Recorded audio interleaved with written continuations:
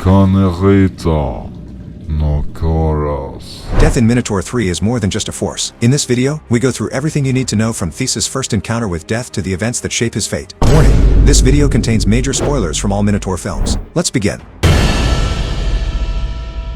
The film begins with Adamus makes a deal with Eris. He leads Cerberus into his father Zeus' kingdom and is punished. To save his brother, Theseus takes his place and begins the journey to reclaim a powerful sword. The journey takes him and Athena to Rome, where their search for answers soon leads to Theseus' first encounter with death. Theseus is struck by an arrow in the back, his life hanging by a thread. He is saved by a female god who heals him, marking his first contact with supernatural forces. Death is introduced as an unseen theme.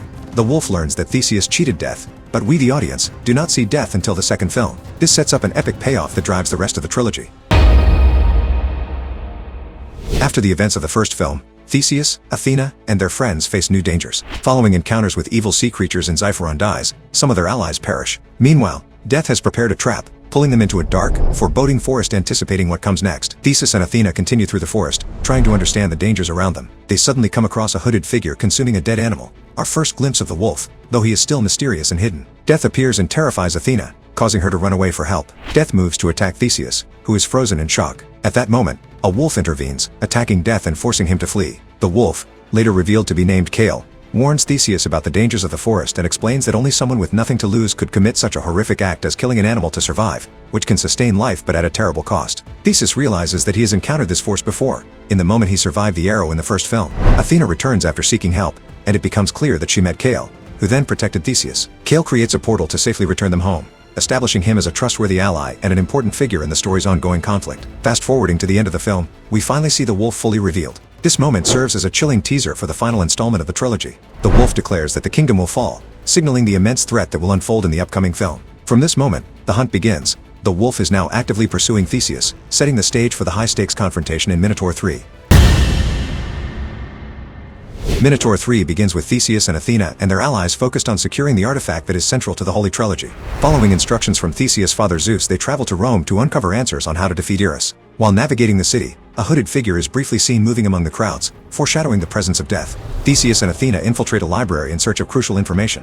Inside, Athena discovers a book that details the location of the artifact, describing it as resting in the shadow of all kingdoms and bound by gods through curses and blood. This serves as a direct callback to the previous film, where Death was first shown consuming an animal to survive, hinting at the nature of the threat. As they study the books, it becomes increasingly clear that Death may not simply be a force, but a conscious entity. Theseus recalls moments from the earlier films, including the incident where he survived the arrow, and Athena connects these memories, realizing the true significance of Death's presence. This sequence establishes the escalating tension and sets the stage for the direct confrontation with Death that drives the remainder of the trilogy. During their investigation, Theseus and Athena are surrounded by security guards and brought before a senator, who threatens them with severe punishment for breaking into the library palace. They manage to escape, evading the guards and leaving the palace undetected. Attempting to stay low, they decide to take a brief moment of respite in a bar, remaining vigilant amid the city's dangers. Meanwhile, back in Athens, Theseus' brother Adamus is brought before Zeus to account for recent actions. Zeus emphasizes that everyone must take responsibility for their actions, though Adamus points out the irony, noting that it was he and Theseus who were sent to Rome under Zeus' guidance. Zeus acknowledges this,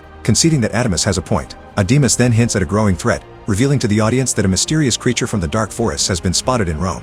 While Athena and Theseus are unaware of the danger, the audience now understands that this entity is actively pursuing Theseus, setting up tension and anticipation for the imminent confrontation in the story. In the bar, Theseus and Athena attempt to plan their next move to stop Eris using the artifact. Athena brings up something Theseus had seen earlier, but he dismisses it. The topic shifts to Death, and Athena senses his fear, though Theseus denies it. Athena leaves Theseus alone for a moment, heading to the restroom. The room falls silent. Theseus sits in thought, muttering to himself, insisting he isn't afraid. Suddenly, the candlelight flickers then goes out. The room grows cold, and an eerie blue glow seeps through the darkness. A faint, unsettling whistle echoes. For the first time in the trilogy, Theseus comes face to face with Death. Death mocks him with a twisted grin, claiming to be a great admirer of Theseus. With mocking enthusiasm, he slides an autograph across the table, asking for a signature where it reads the word Death. When Theseus refuses, Death strikes, unleashing a brutal confrontation as flashbacks flood Theseus' mind and his life begins to flash before his eyes. Overwhelmed, Theseus hides in the bathroom while Death pursues him, whistling and taunting in Spanish. Athena returns to find Theseus gone,